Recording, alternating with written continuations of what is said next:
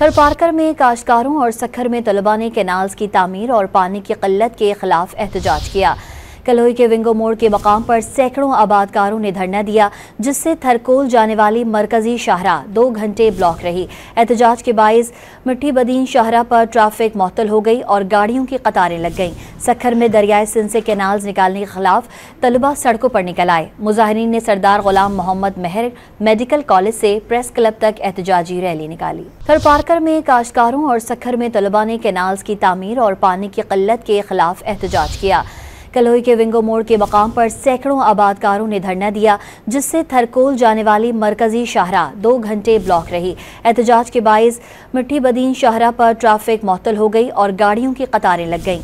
सखर में दरियाए सिंध से कैनाल्स निकालने के खिलाफ तलबा सड़कों पर निकल आए। मुजाहिरीन ने सरदार गुलाम मोहम्मद मेहर मेडिकल कॉलेज से प्रेस क्लब तक एहतजाजी रैली निकाली।